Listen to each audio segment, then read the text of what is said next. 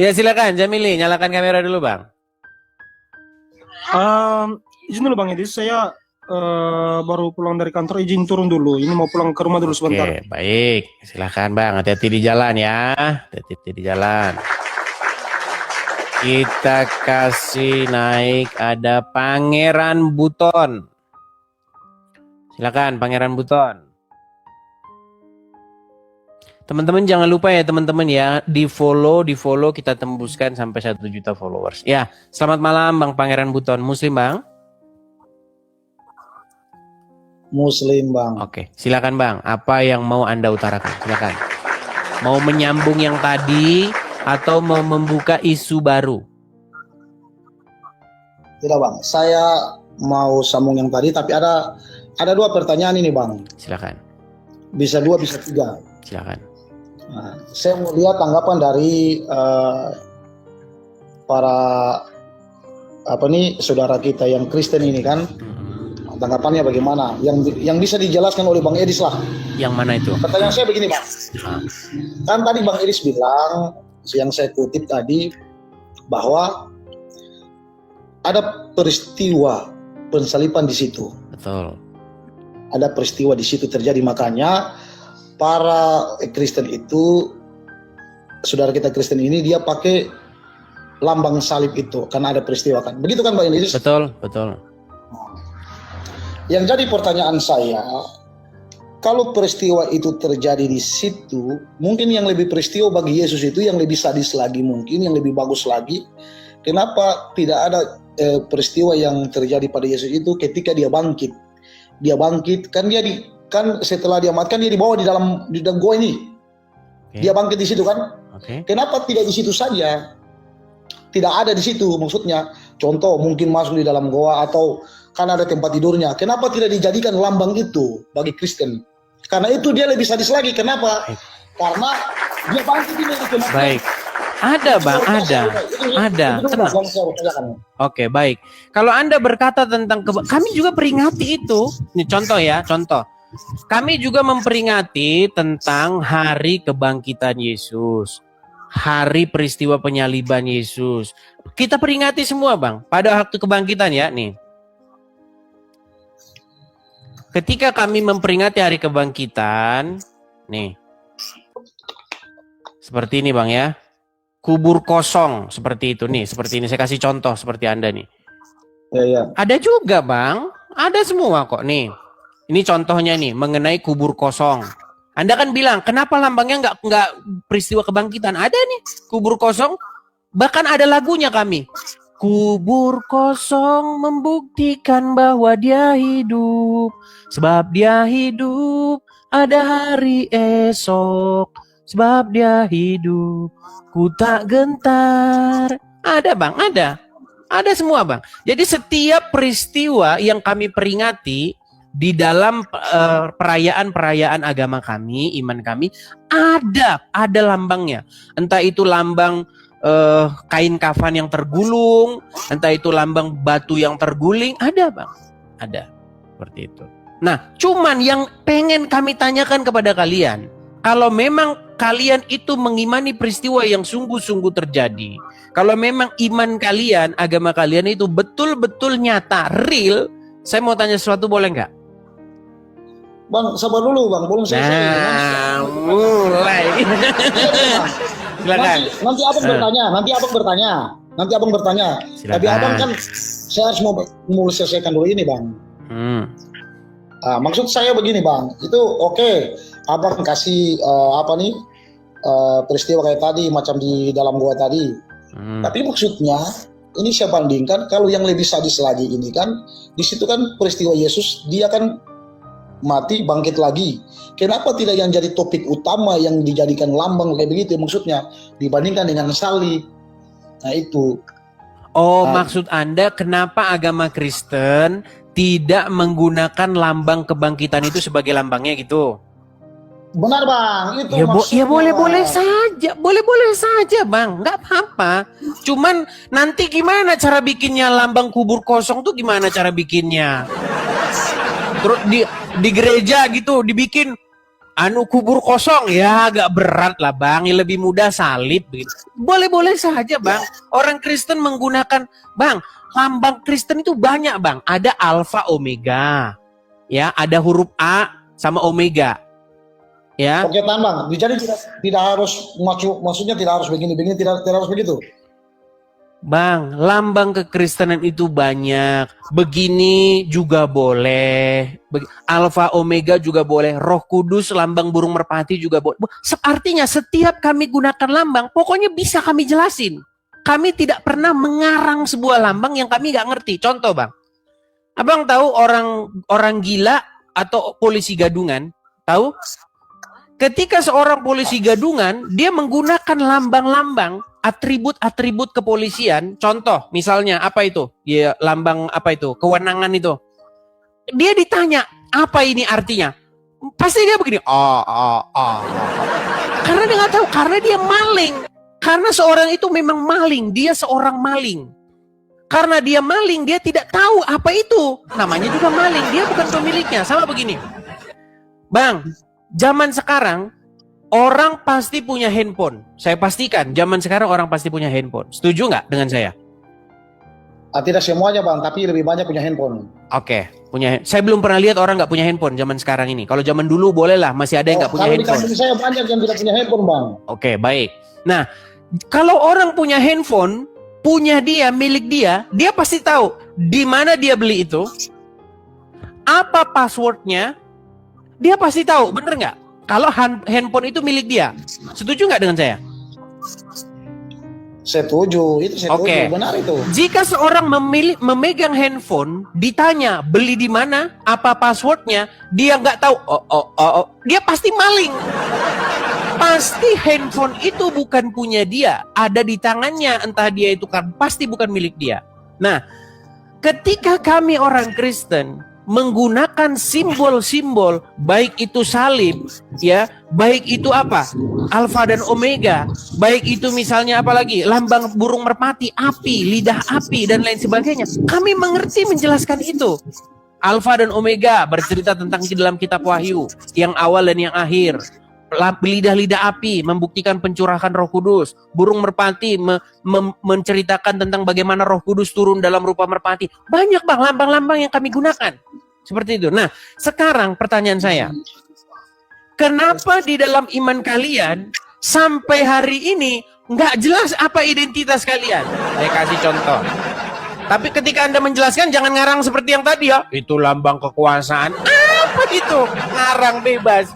Nih, sebentar. Jangan dulu tanya saya. Takut ditanya kan? Takut mereka ditanya. Memang tidak.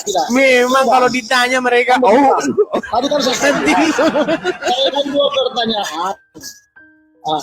Baru habis itu baru abang tanya saya. Bilang aja bang, takut bang. Kalau kami jangan ditanya bang, karena memang kami ini nggak jelas gitu bilang. Begini bang. Bang, Anda sudah memberikan banyak pertanyaan. Sekarang biar fair, biar kita itu diskusinya enak. Anda jangan berani nanya terus. Kalau kata Rudi Iskariot, sebentar bang. Kalau kata Rudi, jangan kerja kau hanya bertanya terus. Biar senang dia. Kita kutip dulu omongan dia. Nanti kerja kau jadi bego ders. Berani ditanya, berani ditanya. Jangan kerja kau hanya bertanya terus. Kita senangkan dulu dia, biar nggak dia. Kita hibur dulu sih. Ini sudah setuju. Oke, sekarang boleh nggak saya nanya balik sama Anda? Satu kali pertanyaan baru abang bertanya kepada saya.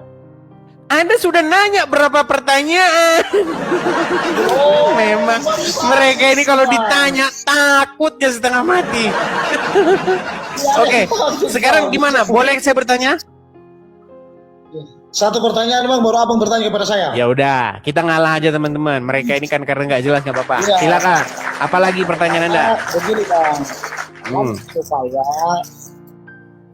saya bisa paham lagi, mengerti penjelasan Bang Edi ini bagaimana. Karena begini, kalau menurut saya yang saya tangkap dari Bang Edis, cerita diskusi lintas agama ini, memang sampai kapanpun ini antara Muslim dengan Kristen ini tidak akan ketemu. Saya contohkan ini. Saya memperlurus ini sedikit ini. Itu Yesus bagi Muslim itu adalah Yudas Iskariot yang sedangkan Kristen itu adalah Yesus benaran. Itu saja sudah beda, Bang.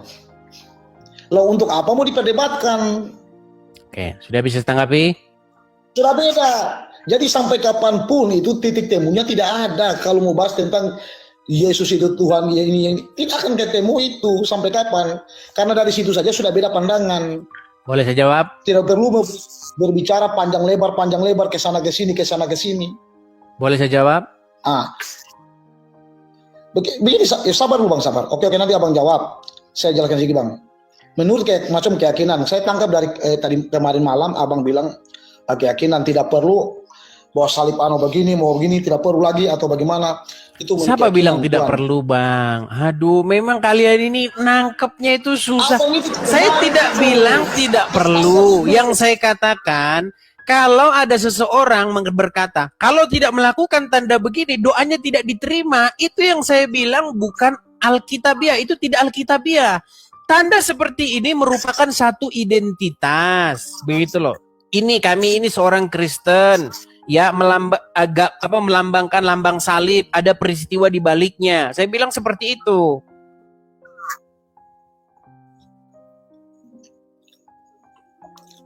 Yang saya katakan, kalau dikatakan wajib begini, kalau nggak begini doanya nggak diterima Tuhan Yesus, itu saya bilang itu nggak benar.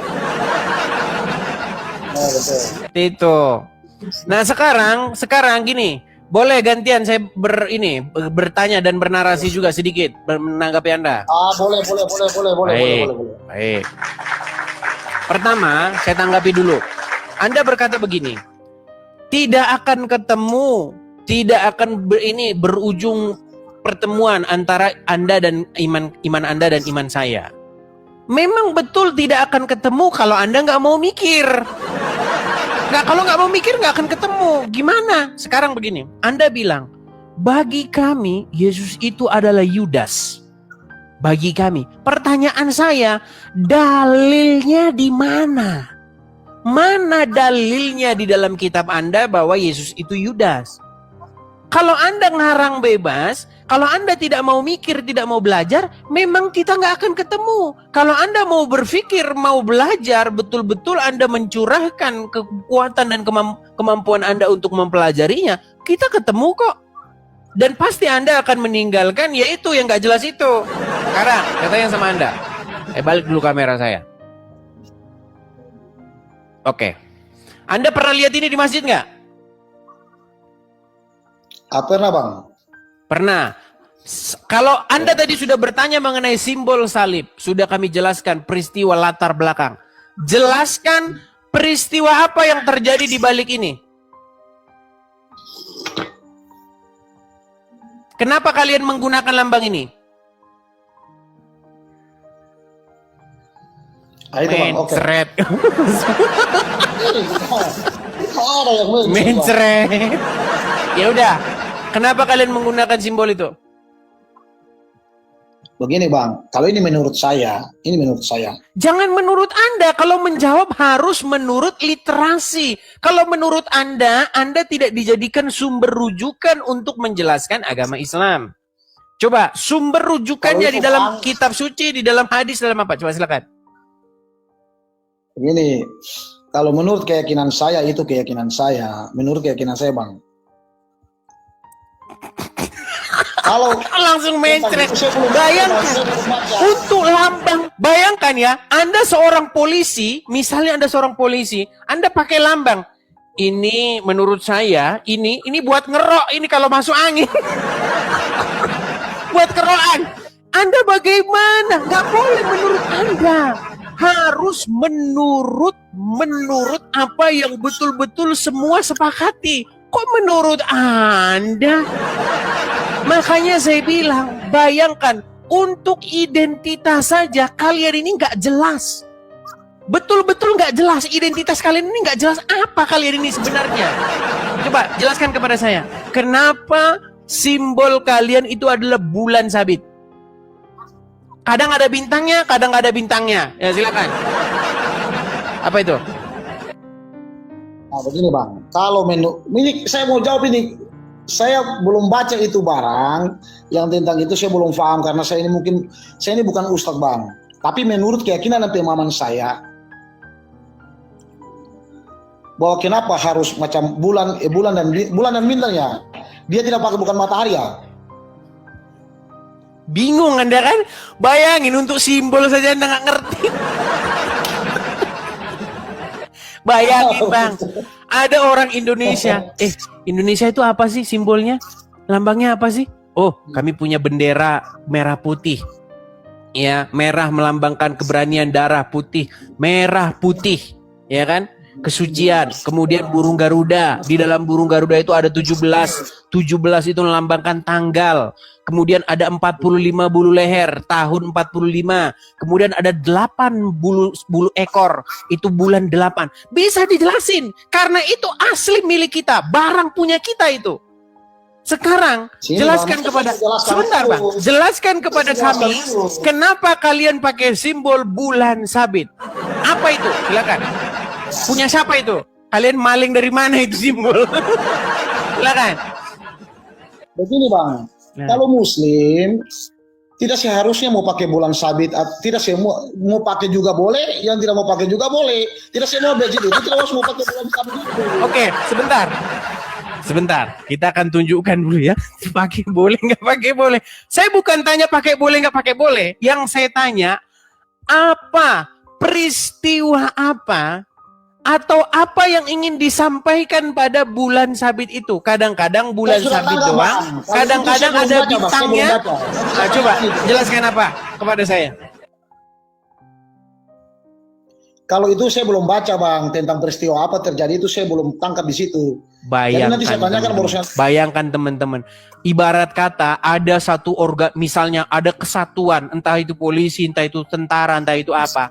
Ada ditanya, prajurit, stop! Apa itu ini? Lambang ini? Entah apa begitu kan? Nggak tahu. Bagaimana Anda seorang tentara tetapi tidak tahu Anda menggunakan simbol apa? Memang Anda ini tiada lain, tiada bukan adalah seorang gadungan. Bang, jangankan Anda, dengar. Jangankan Anda, ustadz besar sekalipun kalau ditanya kenapa lambangnya bulan sabit, kadang-kadang ada bulan, kadang-kadang nggak ada ininya, nggak ada bintangnya, bingung mereka. Ternyata, Anda tahu nggak penjelasannya? Tahu nggak penjelasan orang-orang setelah ini diteliti? Tahu nggak kenapa? Ternyata ini bukan lambang agama Anda. Bayangkan. 1400 tahun kalian salah pakai lambang. Ngeri nggak kalian? Ngenes. Iman kalian itu iman yang ngenes loh. Ngenes. Bayangkan 1400 tahun kalian salah pakai lambang. Ngeri nggak itu? Sampai sekarang kalian kehilangan jati diri, kehilangan identitas. Nih, sebentar. Ini sudah dijelaskan. Dengar, ini sudah dijelaskan oleh pakar-pakar agama Anda. Ini bukan merupakan simbol agama kalian. Kalian 1400 tahun salah pakai simbol. Ngeri nggak? Ngenes kalian itu, ngenes. Begini bang, kalau menurut saya, nih, untuk apa dengan simbol itu bang? Maksudnya mau bicara bukan simbol untuk itu, apa dengan simbol? Begini, bukan untuk apa dengan simbol. Anda kan bertanya kepada kami, apa itu salib? Kenapa? Ada apa dengan lambang salib itu? Kami bisa menjelaskannya, ada peristiwa sejarahnya. Jadi kami mengimani sesuatu yang real, sesuatu yang terjadi. Nah sekarang saya balik sama kalian. Kenapa kalian menggunakan simbol itu? Bulan sabit, kadang-kadang ada bintangnya, kadang-kadang nggak ada.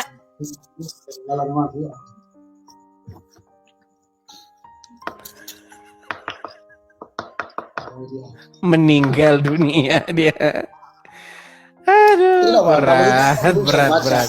Gimana? Saya belum baca itu kan. Ya, kalau belum baca ya berarti nasibmu lah itu. Berat ini ada. Iya, kita turunkan dulu lah ya. Anda nggak ngerti apa-apa pun ngapain di sini.